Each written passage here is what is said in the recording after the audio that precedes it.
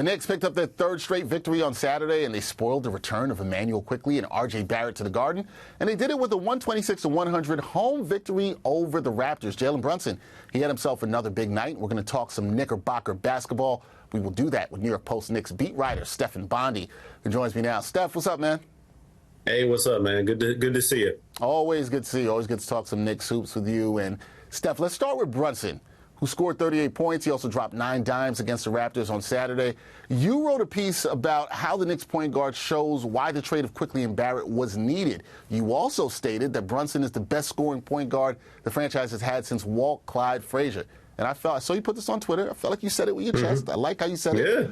Why do you feel that way about Brunson, and how did the trade of the two fan favorites impact his game? Well, all right, let's start with the second question first. A lot of people talk about the impact of OG Anunoby, and his transition with the Knicks has been seamless and perfect, and certainly helped out the defense. But what that trade also did was it allowed Jalen Brunson mostly, and also Julius Randle, to control the offense more. They are the two guys, though that is where the offense is going through. You don't have to worry about R.J. Barrett having to get his touches and quickly, getting his touches and run the offense running through him. The offense is running through their two best players now, and their number one best player right now, unequivocally, is Jalen Brunson, and that is why the offense. That is how the offense becomes more efficient. I mean, it's the way the NBA works. You give the ball to your superstars, you let them make plays.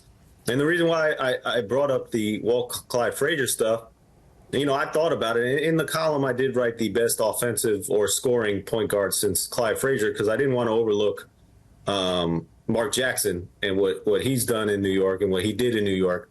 But I think he passed Stephon Marbury in all categories. On second thought, I think now listen, there's some pause here because Jalen Brunson is only in his second season with the Knicks.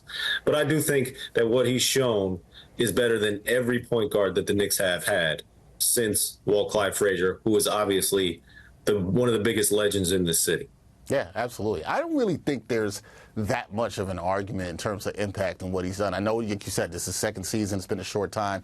But in terms of impact, I don't really think there's much of an argument there. But, some people on social media are going to come for you. Mark Jackson was tremendous. Mark Jackson was tremendous. He was a tremendous playmaker. He wasn't here for that long either. But when he was here, he did some special things. So I didn't want to overlook him. I think the thing with Stephon Marbury, though, is that he was a great offensive player.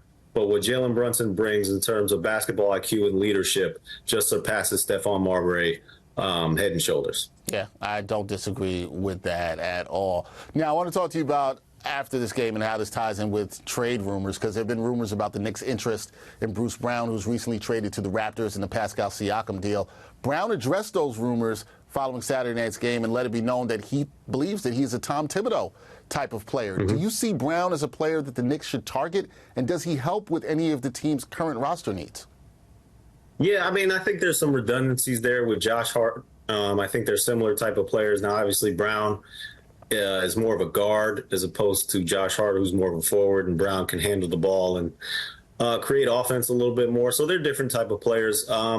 I do think that they need some scoring punch off the bench, because what's been happening with Quentin Grimes especially, he's just, his game and his production has really fallen off. And when the bench comes in there, they haven't been able to reproduce a lot of what made the Knicks successful at least in 2 of the last 3 years, which was the bench playing really well.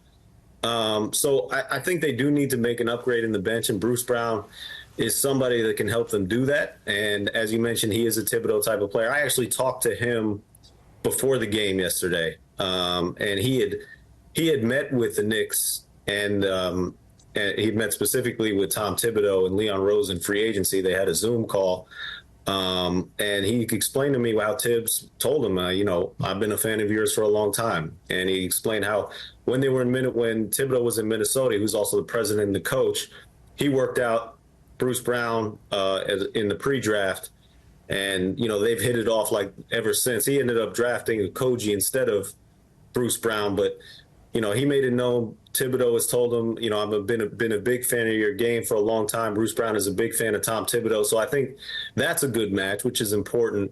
when you're building a team that the coach and the player bringing on are on the same page. Yeah, that would help. Be interesting to see what happens with those trade rumors as we move forward surrounding Bruce Brown. I want to talk to you about center Isaiah Hartenstein, who left Saturday's game with an ankle injury. He did not return, but Precious Achiuwa, he stepped up and had his best game as a Knick with 18 points, 11 boards, and a block. If iHeart misses any games or any time, can the team rely on Achiuwa to hold it down at the center position?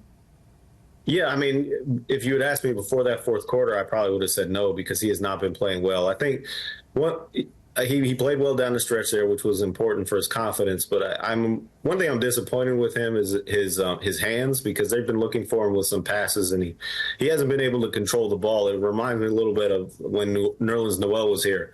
But like you said, he played really well down the stretch. And I had heard even before last night's game that the Knicks were thinking about giving Jericho Sims some time. So I think if Isaiah Hartenstein is out for a little bit, and it's only an ankle turn, they weren't even calling it an ankle sprain. They called it a sore ankle. But if he does miss his time, I think they're comfortable, at least in the very short term, of rolling out Jericho Sims and Precious Achiuwa. Okay, comfortable with that. That's noteworthy for Knicks fans there. We'll see if Achiuwa can continue to play as well as he did on Saturday night. Last thing for me, Steph, this week the Knicks, they have one road game in Brooklyn, so very short trip. That's on Tuesday. Then they host last year's NBA finalists, the defending champion Nuggets on Thursday, and the defending Eastern Conference champs, the Heat, on Saturday. What are you going to keep your eye on with the Bockers over the next 3 games? Well, listen, they better beat the Nets, because the Nets have become pretty much a dumpster fire right now. I saw they just blew in, I think it was an 18-point lead, and they've really crumbled ever since the organization decided to rest some of their players. So that's one game where you go into it and say, hey, we should win that one. Then you mentioned, listen, Nikola Jokic is arguably the best player in the NBA. He's to me, one of the best players I've seen in the last 25 years. He's tremendous. So when he comes to town, that's obviously going to be a focus. The Knicks actually beat these Nuggets twice last season. And that was something else I was talking to Bruce Brown about, because he was on that Nuggets team. So listen, it's going to be a tough matchup against the Nuggets and the Heat. It's always fun when the Knicks go up against the Heat. One thing I'm going to be looking on to see if Quentin Grimes can get off the snide, because he's been struggling a lot lately. You want to see him hit some shots and gain some confidence, because that bench play and that bench production really needs to pick up. Yep, definitely does. Knicks fans will be looking for that. Interesting week for the Knicks with 3 games coming up. Stephen Bondy, New York Post Knicks beat writer, will be all over it. Steph, always, as I said, good to talk some Knicks hoops with you. Thank you, man. All right, man.